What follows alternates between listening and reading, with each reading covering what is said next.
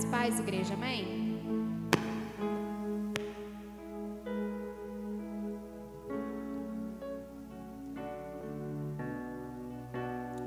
Você já pode abrir a palavra de Deus em João, capítulo 17.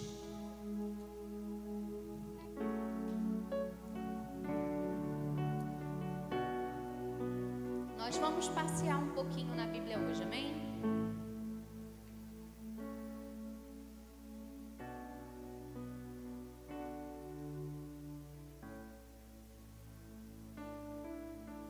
Muito interessante essa música, né? E a igreja será arrebatada, num piscar de olhos acontecerá. Será que estamos preparados? Cantamos sobre isso, vibramos sobre isso, dizemos que ansiamos sobre isso, mas nos preparamos para isso? É muito interessante eu estar aqui, porque nós não tínhamos pré-programado que eu pregaria nessa conferência. A pastora Jane iria estar pregando no domingo de manhã e o pastor Gessé iria estar pregando no domingo à noite. Mas aconteceu o imprevisto. Aconteceu o imprevisto que a pastora Jane não pôde estar aqui pela manhã. Então nós realocamos o pastor Gessé para de manhã. Se você não veio, entre no canal da nossa igreja, assista. Foi uma palavra tremenda. Você não pode passar dessa semana sem assistir essa mensagem do pastor Gessé. E aí, quando aconteceu o imprevisto, Deus, e agora? E talvez você me veja no altar, talvez você me veja no Instagram, você tem uma imagem de mim, né? Mas eu quero dizer para vocês que eu prefiro os bastidores. Eu não sou muito fã de vir pregar. Mas eu deixo Deus me usar. E eu estou contando esse testemunho para vocês, por quê? Porque nós fazemos planos. Nós nos programamos, fazemos projetos. Assim como nós planejamos a nossa vida. Mas será que estamos preparados para a mudança? Para o perder o controle? Será que estamos preparados para a volta de Jesus, que será num piscar de olhos? Será que estamos preparados? E na hora que aconteceu, amém, Senhor. Amém. Quem poderá me socorrer? Isso era na sexta-feira, irmãos. A conferência no domingo. Então, na sexta-feira que a situação aconteceu, pastor Fabi está trabalhando. O Exley não está em Macaé. E agora? Quem poderá me ajudar? E o Espírito Santo falou, vai ser você. Você vai ter que pregar. É para você pregar. E eu fui orar e eu fui, né? É Deus. Amém.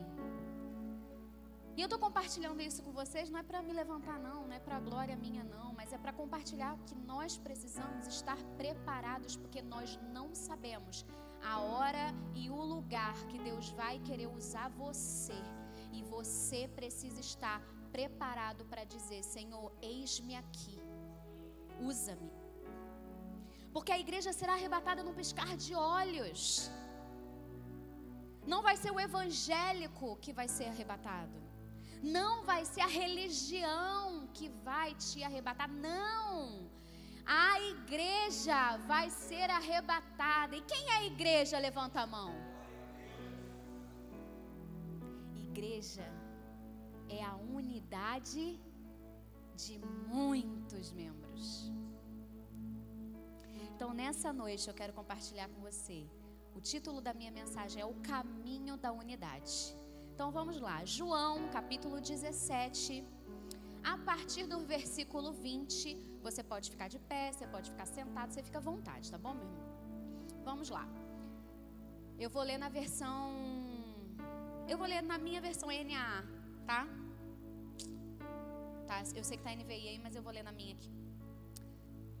Não peço somente por estes, mas também por aqueles que vierem a crer em mim, por meio da palavra que eles falarem, a fim de que todos sejam um, E como tu, ó Pai, estás em mim, e eu em ti, também eles estejam em nós, para que o mundo creia que tu me enviastes. Eu lhes transmiti a glória que me deste, para que sejam um, como nós o somos. Eu neles e tu em mim, a fim de que sejam aperfeiçoados na unidade, para que o mundo conheça que tu me enviastes e os amastes, como também amastes a mim. Pai, a minha vontade é que onde eu estou, também estejam comigo os que me deste, para que vejam a minha glória que me conferistes, porque me amastes antes da fundação do mundo. Pai justo, o mundo não te conheceu, eu, porém, te conheci, e também estes reconheceram que tu me enviastes. Eu lhes fiz conhecer o teu nome e ainda o farei conhecer, a fim de que o amor com que me amastes esteja neles e eu neles esteja. Será que você pode colocar a mão no seu coração? Senhor, diante da tua presença, Pai, eu coloco a palavra dessa noite nas tuas mãos. Deus, esse texto que eu acabei de ler, tudo que foi preparado para que o Senhor me use nessa noite para edificar a tua igreja. Deus, eu peço que não haja nenhuma distração, que as pessoas consigam receber tudo que o Senhor tem. Espírito Santo, já vai agindo nos ouvidos e no coração da igreja, daqueles que estão em casa me escutando, Senhor. Opera nessa noite, em nome de Jesus. Amém. Podeis assentar.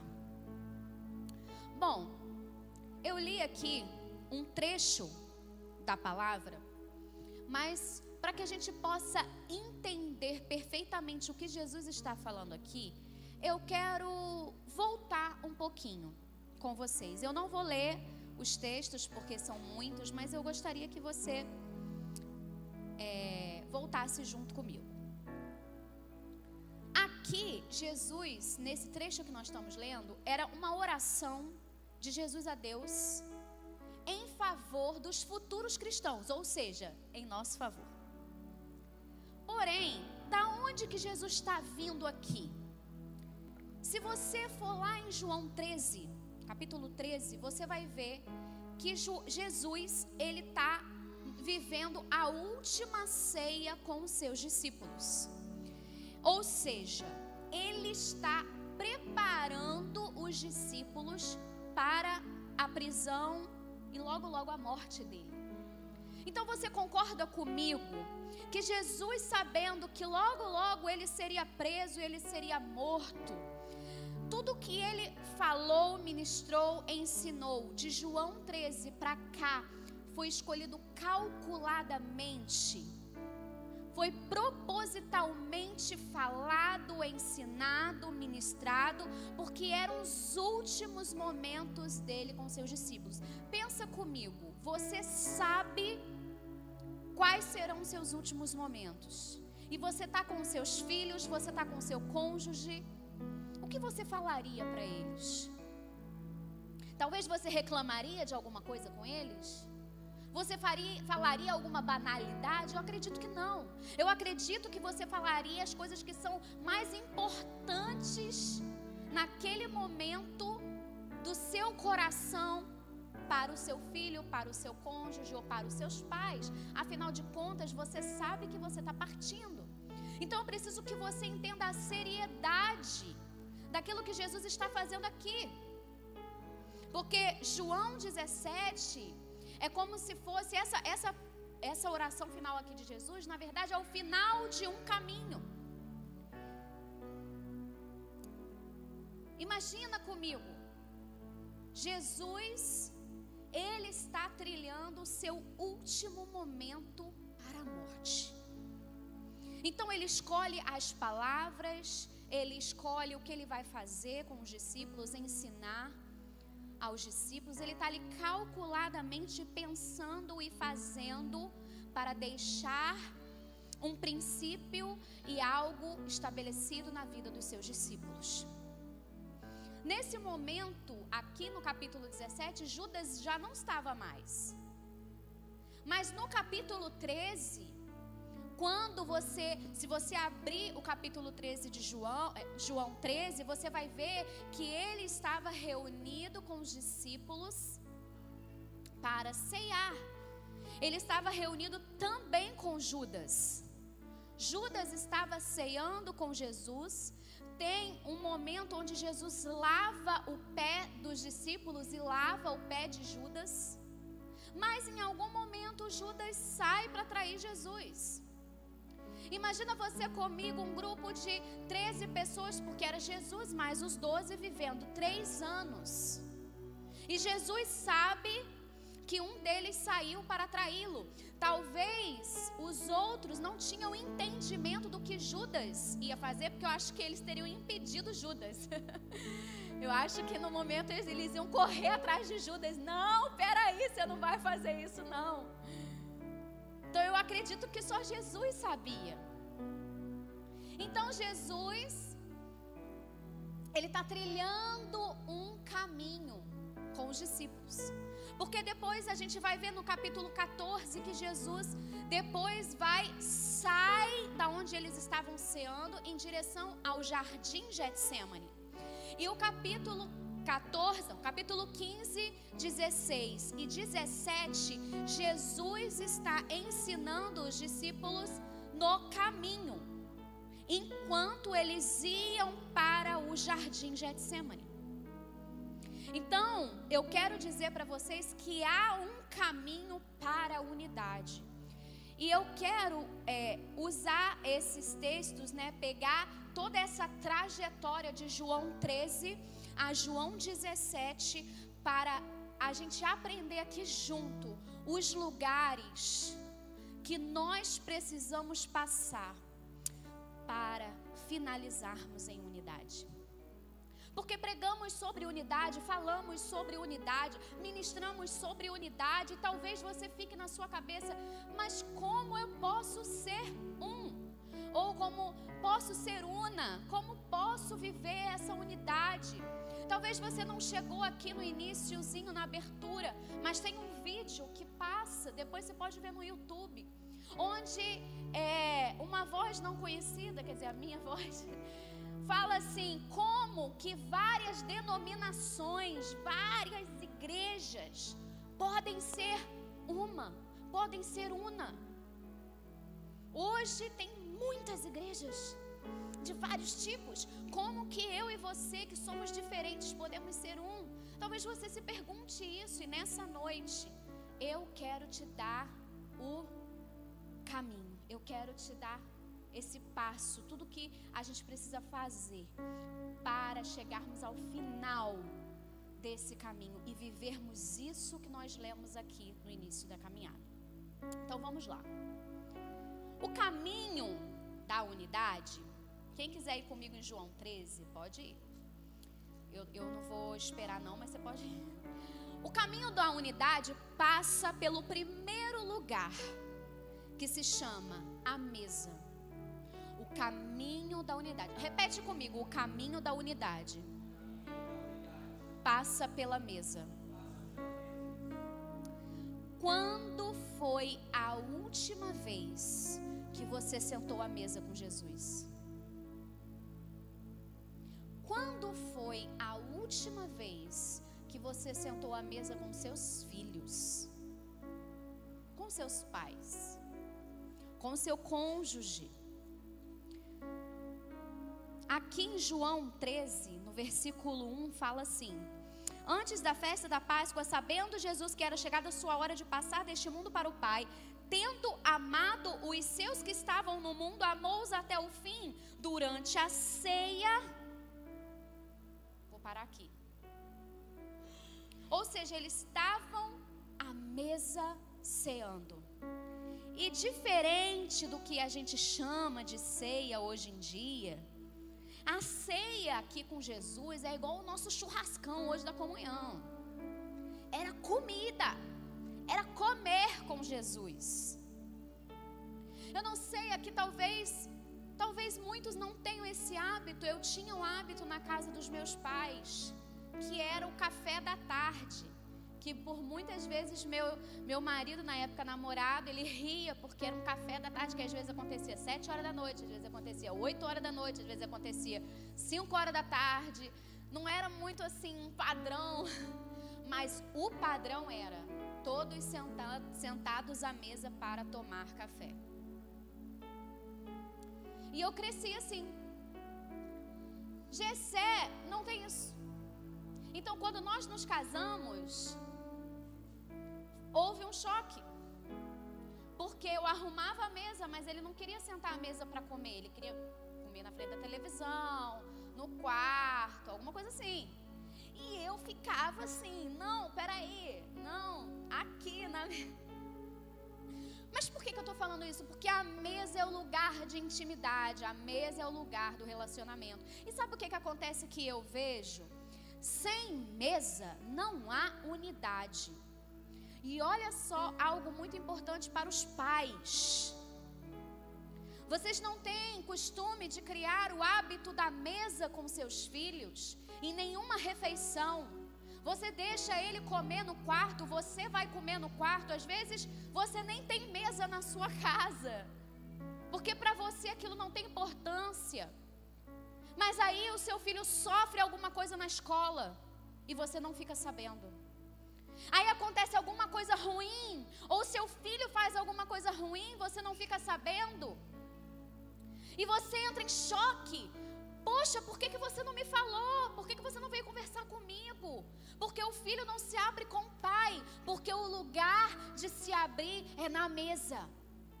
Porque a mesa é o lugar onde se constrói relacionamento e intimidade.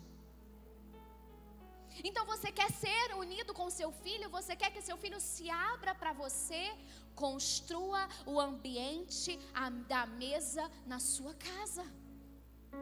E você vai ver, porque olha, no início vai ser difícil, porque mudança de cultura é algo extremamente difícil. Mas se você perseverar nessa construção da mesa na sua casa, você no futuro vai viver uma mudança de relacionamento com seus filhos.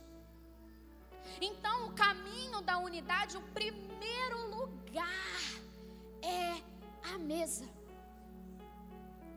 E eu quero dizer para você que a mesa com seus filhos só vai dar o resultado desejado se você tiver a mesa com Jesus. A mesa com Jesus é a sua intimidade, é o seu relacionamento, é a sua relação diária com Jesus. É onde você para orar, ler a Bíblia e buscá-lo.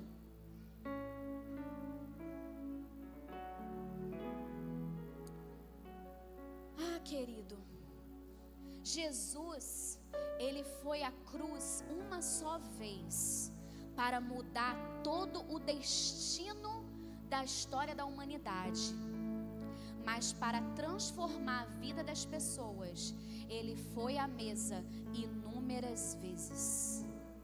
E depois que ele ressuscitou, ele sentou à mesa com os discípulos para ensiná-los mais uma vez. Porque a cruz foi algo que ele fez uma vez só e mudou o destino da humanidade. Mas para transformar o caráter de Pedro, para transformar os outros discípulos, ele precisou sentar à mesa todos os dias por 3 anos. E quando ele ressuscitou, ele voltou para o lugar da mesa. Jesus nos ensina que unidade requer intimidade e intimidade requer mesa. Ou seja, porque às vezes você pode estar me ouvindo falar assim: ah, pastora, mas tomar café na mesa. Não, querido, eu estou falando de você ouvir e você ser ouvido. Porque se você está à mesa comendo, enquanto você está comendo, você está ouvindo o que o seu filho está falando, o que o seu marido está falando. E enquanto eles estão comendo, eles estão ouvindo o que você está falando. Então, um conselho aos pais e até para mim mesma, que aí no futuro eu vejo essa mensagem gravada e, aprendo comigo mesmo. Não permita celular na mesa. Olha nos olhos. O que acabou com a mesa, vamos dizer assim, inicialmente falando, foi a televisão.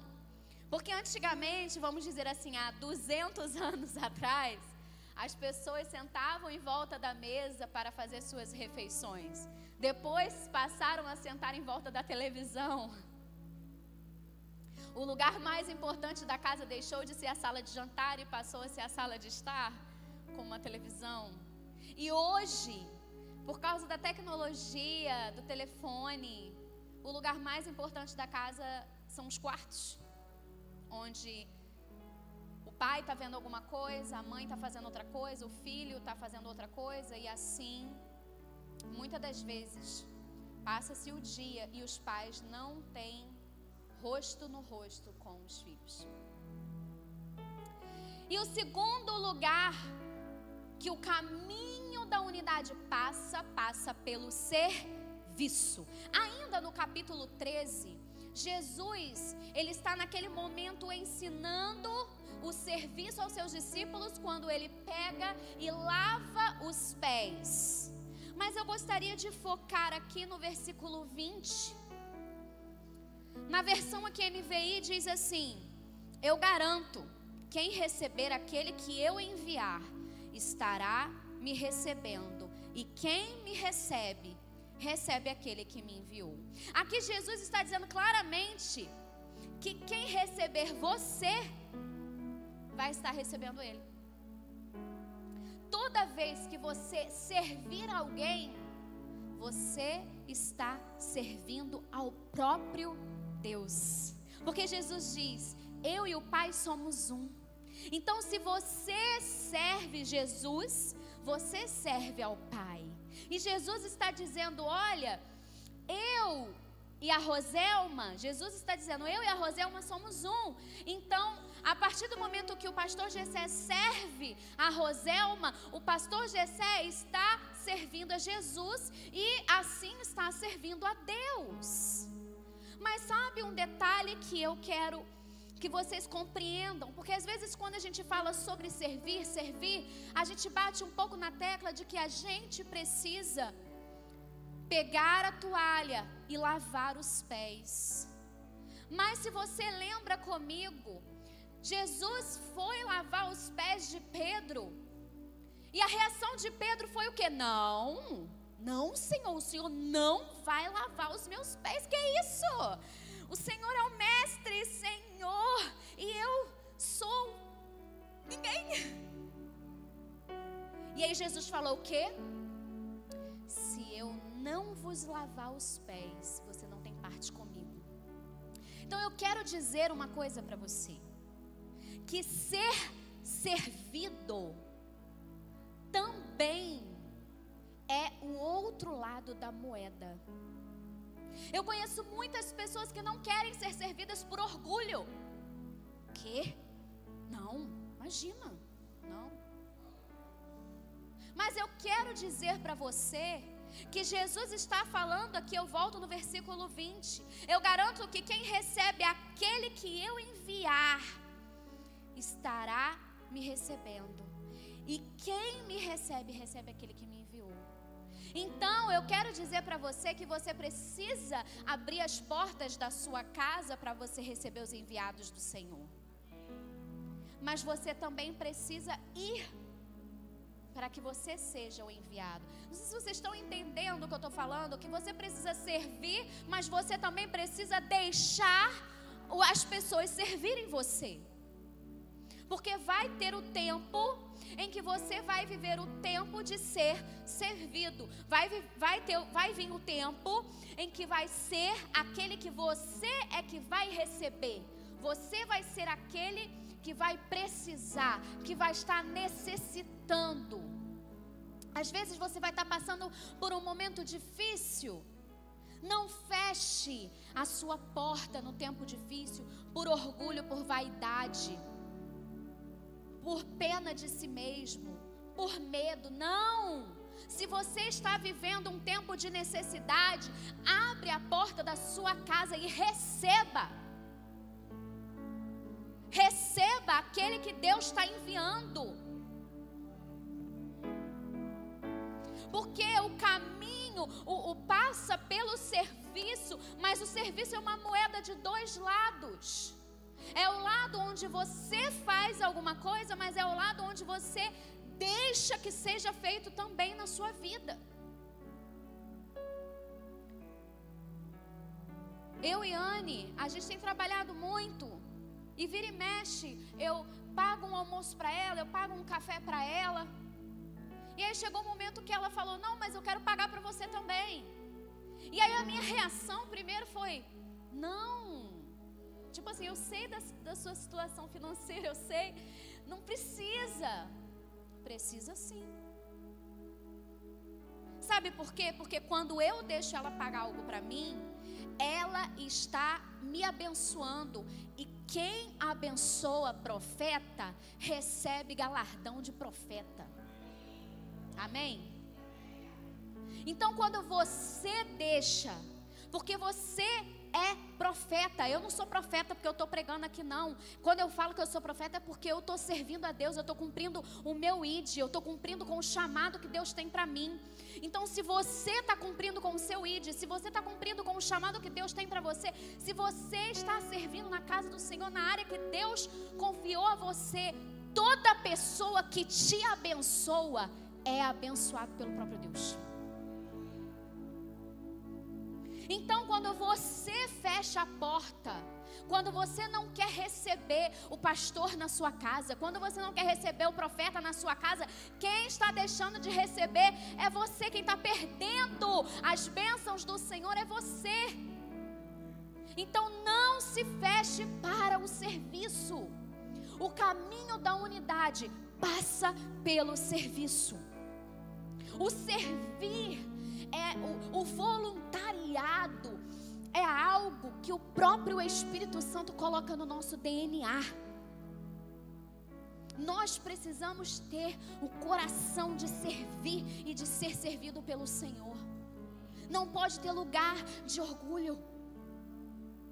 Terceiro lugar que o caminho da unidade passa é pela obediência. Diga, obediência. Em João 14, eu quero ler o versículo 31 para vocês. Diz assim: no entanto, faço isso para que o mundo saiba que eu amo o Pai e que faço como o Pai me ordenou. Olha, eu vou ler de novo. Todavia, preciso que o mundo saiba que eu amo o Pai e que eu faço o que meu Pai me ordenou. E aí ele vai e fala, aí está escrito, levantem-se e vamos sair daqui. É nesse momento que eles saem da onde eles estavam ceando e eles vão para o caminho, indo para o jardim Getsêmani. A obediência de Jesus mostra o seu amor pelo Pai. Por toda a jornada de 3 anos, onde os discípulos viveram com Jesus, todos os dias por 3 anos, nós vemos na Bíblia, foi mais que ensinado sobre obediência. Mas quando nós olhamos para a época em que vivemos, para a era em que vivemos, na história da humanidade, vemos isso, né? Que nós somos o tempo todo questionadores, críticos. Queremos sempre saber o porquê, o para quê. Como se a nossa obediência tivesse de alguma forma conectada ao nosso saber, ao nosso entendimento. Nós atrelamos a obediência à concordância e à nossa vontade. Porque obedecemos. Filho, pega um copo de água para mim. Pra quê, pai? Ah, pai, por quê? Levanta o senhor, vai lá e pega o senhor. Já viram aqueles videozinhos, né? Que O marido está deitado, acho que a mulher está em pé. Amor, aproveita que você está em pé. Hã? Estou em pé? Aí já deita, não estou mais em pé. Enfim, nós vivemos uma era onde a rebeldia, essa coisa revolucionária está o tempo todo em alta dentro de nós. É no trabalho, é na escola, é dentro de casa. Não somos obedientes. Não vivemos a obediência. Porque queremos obedecer se nós temos vontade de obedecer. Queremos obedecer se aquilo está de acordo com o que eu concordo, com o que eu acredito, com o que eu acho. Perdemos essa essência. Obedecer é tão difícil, mas Deus em sua palavra nos ensina. Se você ler de Gênesis a Apocalipse, você vai aprender algo sobrenatural sobre obediência. A obediência, ela precisa ser pessoal, ela precisa ser imediata e ela precisa ser perpétua. Pessoal, por quê? Porque você vai obedecer porque você quer ser uma pessoa obediente. Não tem nada a ver com o que os outros vão pensar de você. Não tem nada a ver se o outro está obedecendo ou não. Você vai obedecer porque você tem que obedecer. Ela é imediata, porque a obediência não precede que você entenda aquilo ou não. Você só tem que fazer aquilo que está sendo pedido. E ela é perpétua, porque ela não tem uma... tipo assim, você vai obedecer até 30 anos de idade. Não, você vai obedecer até 15 anos. Ou melhor, 18. Você fez 18 anos, não precisa obedecer mais. Não! Obediência é perpétua. Para sempre precisaremos obedecer. Olha o que João diz em 1 João, capítulo 5, versículo 3. Eu não vou esperar vocês abrirem. 1 João 5, 3 diz assim: porque nisto consiste o amor a Deus, em obedecer aos seus mandamentos. E os seus mandamentos não são pesados. 2 João 1,6: e este é o amor, que andemos em obediência aos seus mandamentos. Como vocês já têm ouvido desde o princípio, o mandamento é este, que vocês andem em amor. Então o amor e obediência e amor é como é que fala? Caminham juntos, é um ciclo infinito, né? Caminham juntos. Percebam esse detalhe. O que consiste o amor? Em obedecer. Mas por que será que somos tão levados à desobediência tão rapidamente? Eu quero dizer para você que somos todos depravados. Vira para a pessoa que está do seu lado e fala assim: você é um depravado. Vira para a pessoa que está atrás de você e fala: você é um depravado.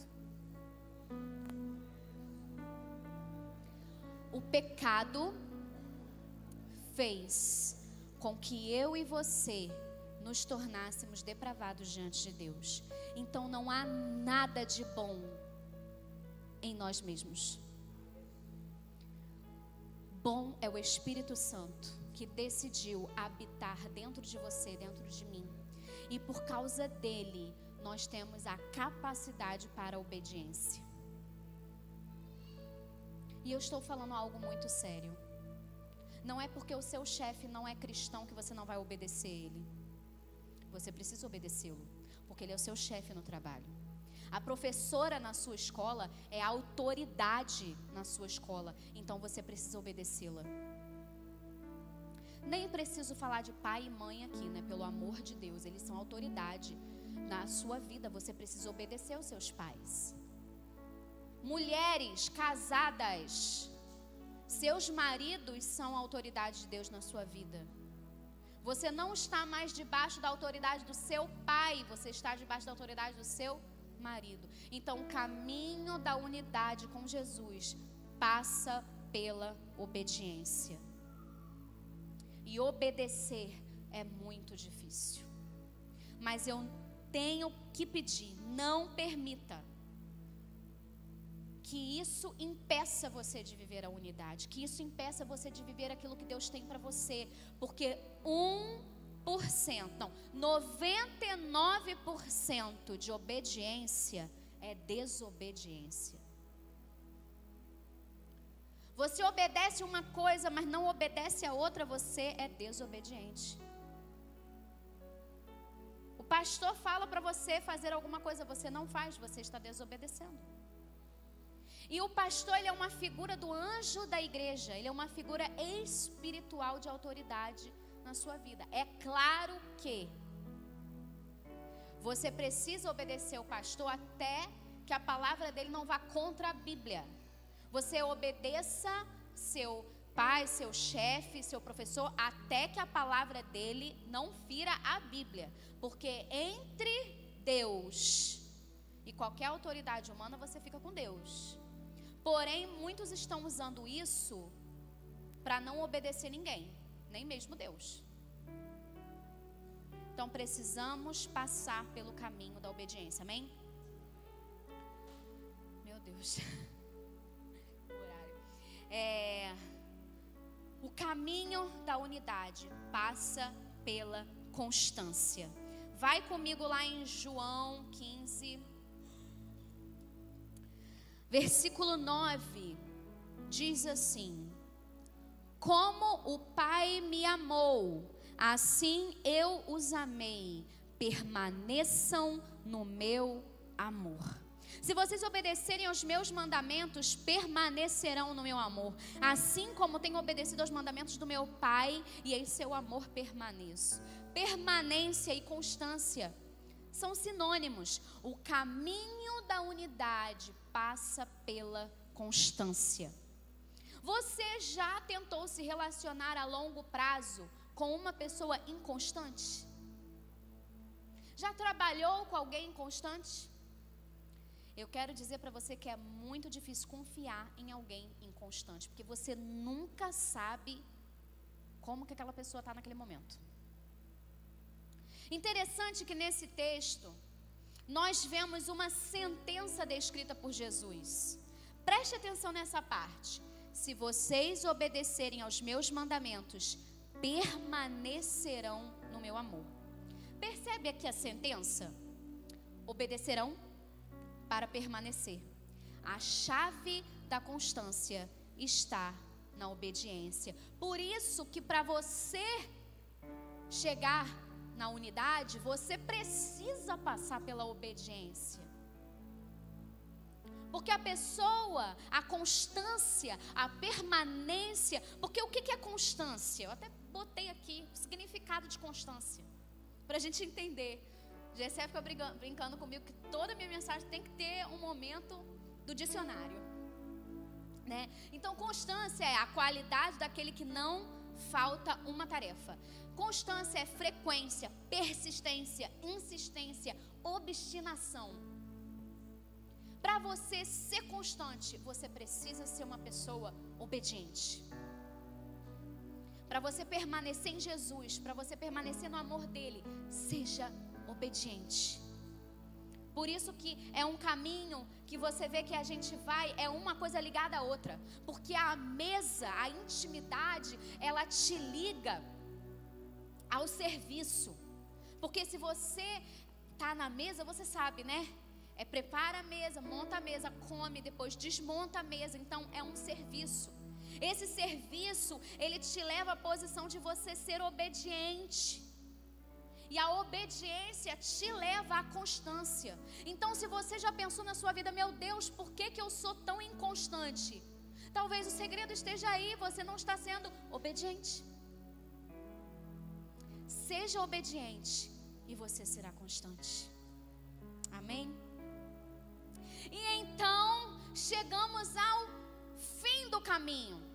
Jesus aqui no capítulo 16, eu vou ler aqui do versículo 8 ao versículo 11, diz assim: quando ele vier, está falando sobre o Espírito Santo, quando o Espírito Santo vier, convencerá o mundo do pecado, da justiça e do juízo.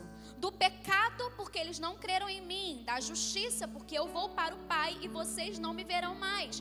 Do juízo, porque o príncipe deste mundo já está julgado. O Espírito Santo habita em nós. E ele faz assim que a gente aceita Jesus, o Espírito vai sobre você e faz em você a obra da regeneração e da remissão de forma completa e absoluta na sua vida.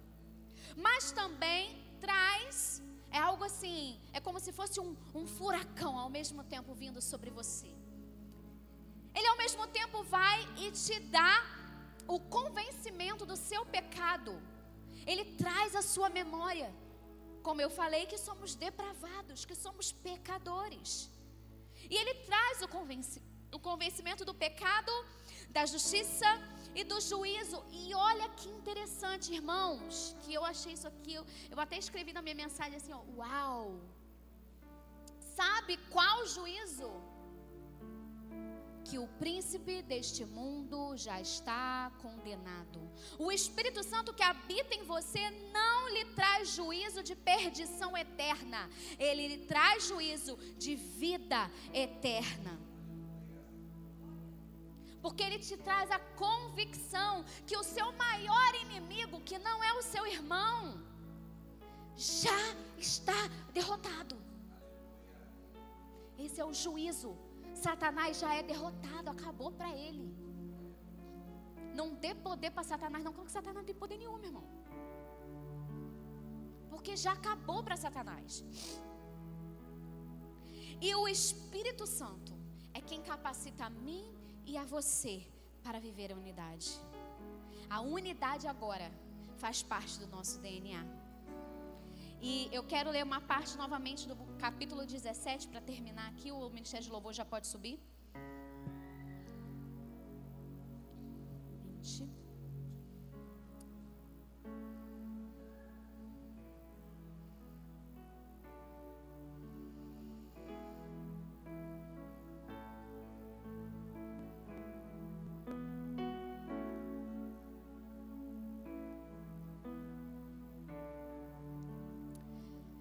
No versículo 23, Jesus diz assim, e é interessante, né, nesse momento, quando Jesus, ele está andando com os discípulos, como eu falei, ele estava no caminho, e ele para um momento, ele olha para o alto, e ele começa a orar a Deus, ele começa a falar a Deus em voz alta.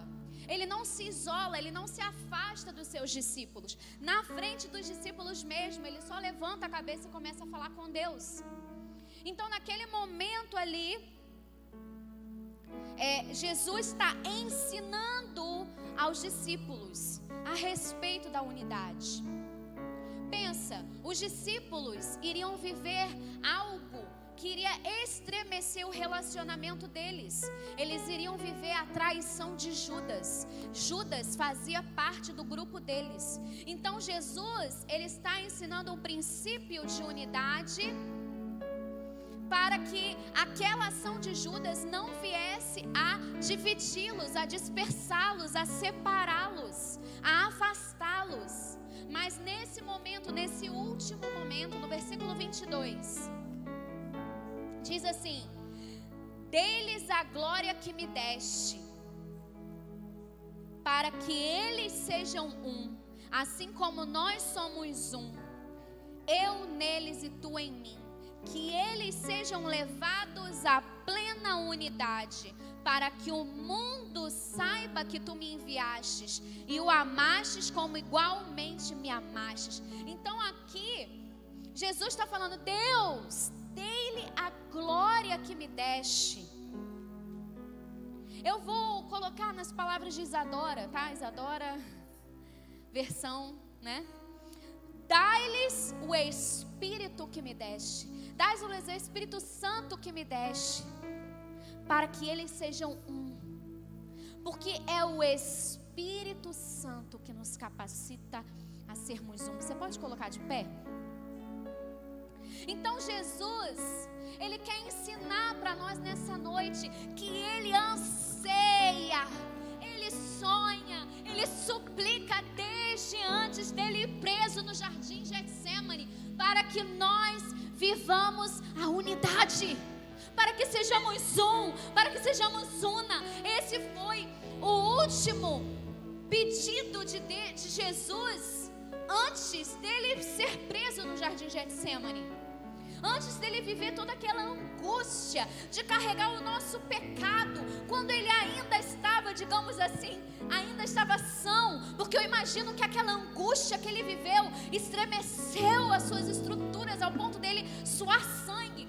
Então, em seu último momento, ele pede: Pai, que eles sejam um. E ele não está falando aqui sobre os discípulos dele, ele está falando sobre mim, sobre você, sobre a igreja hoje, do futuro, para que nós sejamos uma só igreja. Então, nesse momento, eu quero que você dê a mão para quem está do seu lado, como fazia o apóstolo. Fecha o corredor.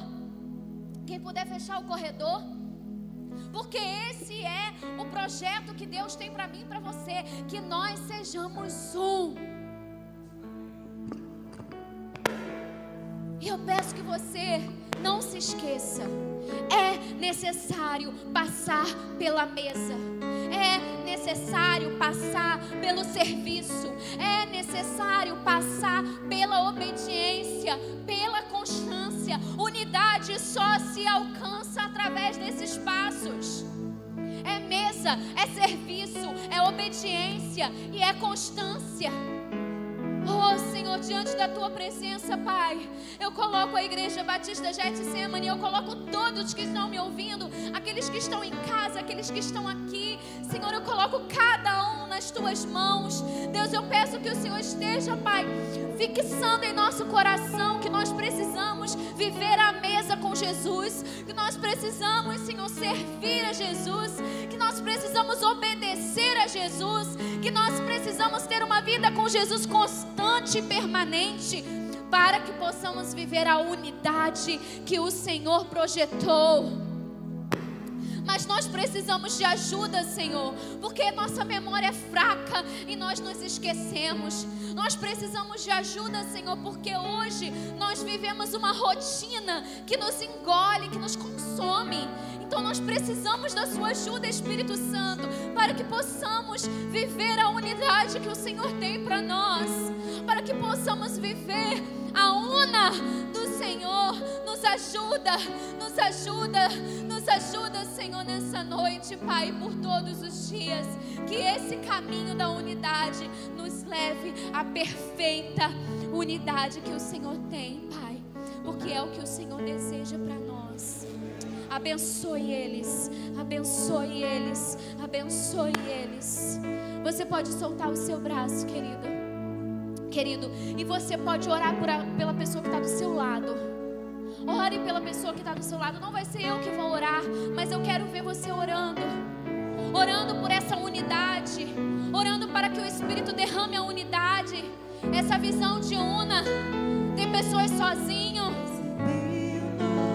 não fique sozinho. Ore uns com os outros.